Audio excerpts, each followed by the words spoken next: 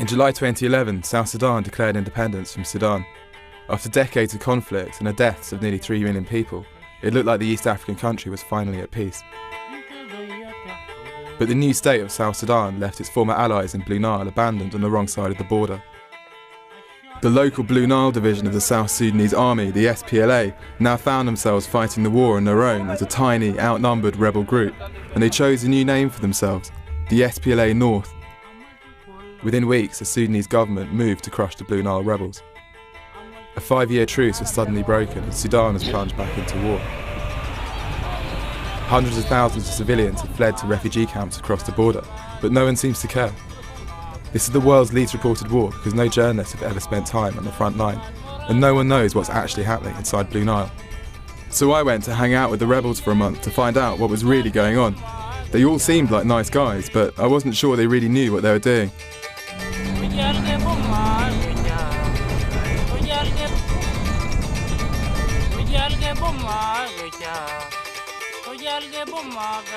Me, I am Brigadier General Blue Nile State. Now we are in Blue Nile, welcome. And then we'll go to front line. Okay. You captured these? Yes, we captured these from the enemy. South? Yeah.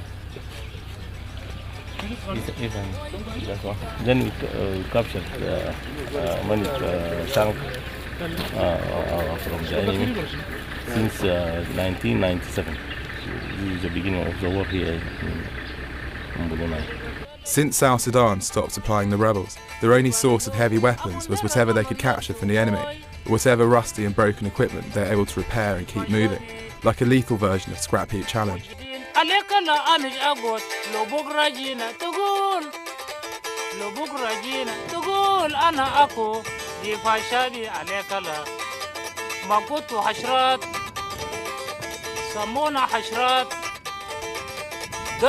don't want the democratic system in Sudan.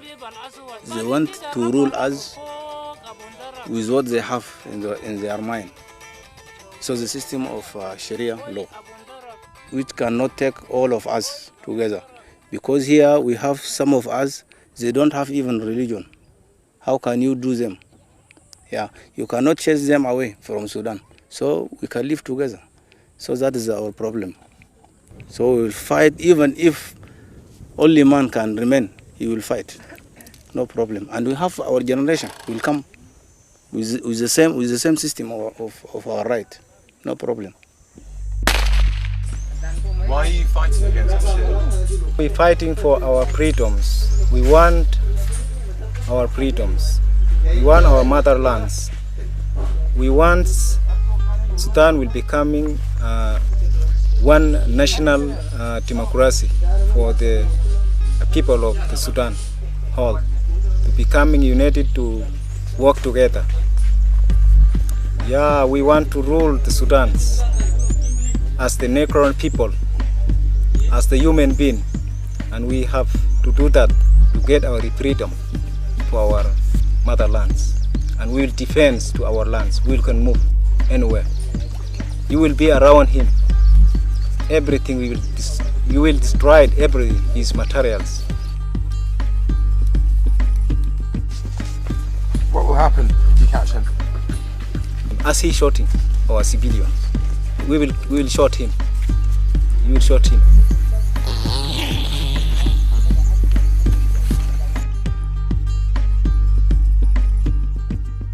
The more important is to have a very good plans for our forces, how to attack the enemies and to save our soldiers, safe sites. I need a very good plans how to attack, because we have our visions and we be suffering a lot in the bush. As you see now, we are not in the towns, and we're asking God that to supporting us so that we can manage to take our refugees or take our ITPs, let our people go back home. This is our plans, and our soldiers know that. We'll fight with him with the Kalashnikov. This is the rifle we have. We don't have any weapons. We'll fight with him with the Kalashnikov, and we will capture from him.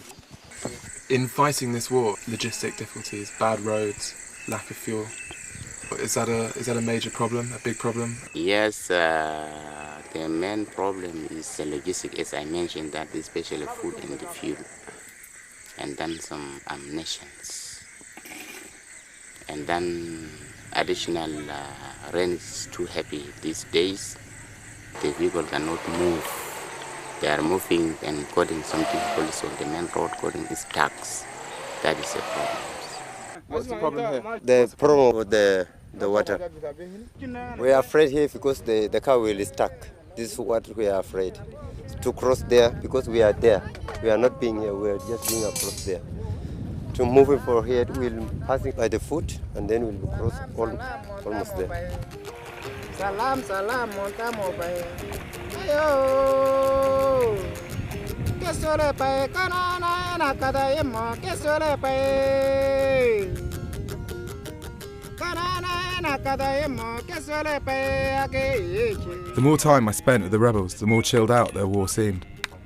Because of rainy season, neither side could launch a decisive attack on the other. Instead, the rebels seemed to spend all their time playing cards and dominoes. But even in rainy season, the Sudanese government had one means of keeping the war alive. Whatever the weather, they were able to bomb us whenever they wanted. This is us being bombed before we even had breakfast.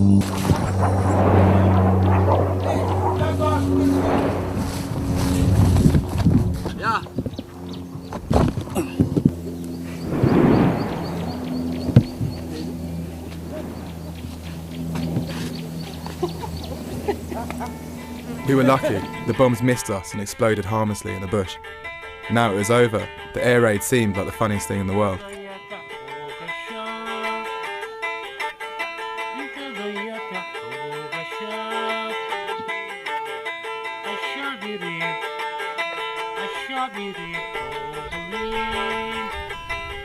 The lull in fighting seemed to go on forever. The war took a back seat as the rebels sheltered from the rain. Once I taught them how to play noughts and crosses. I didn't do anything else for days. Okay.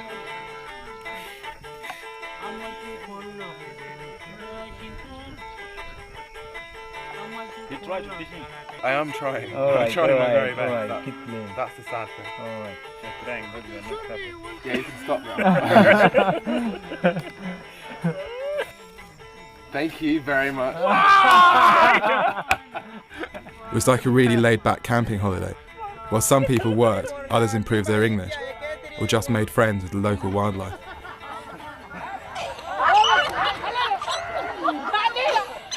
Finally, it was time for the big push. Overnight, the rebels launched a surprise attack in government positions. After a month of waiting for some action, the rebels had finally attacked, but they wouldn't even let us film the fighting. Instead, they brought us to the village a couple of hours after they captured it from the government. Sorry, can you tell us about the fighting this morning? So this fighting this morning, they are starting in Dem Munzur. And now the SPLA are chasing outside from their forces. And still didn't get the accurate report. How much time they are capturing and how much gun they are capturing there.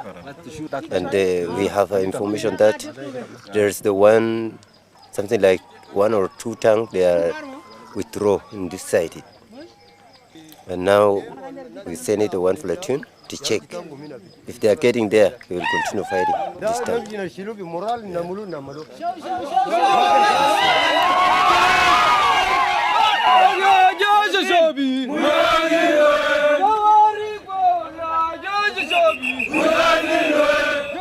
Are your men confident?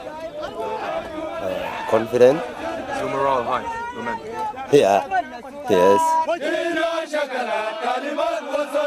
This was the rebels' first victory in a year of fighting, and for them it was time to party. But the war's not over yet. The Sudanese government has promised to counterattack soon. Now both sides are waiting for the end of the rainy season and the beginning of the fighting season.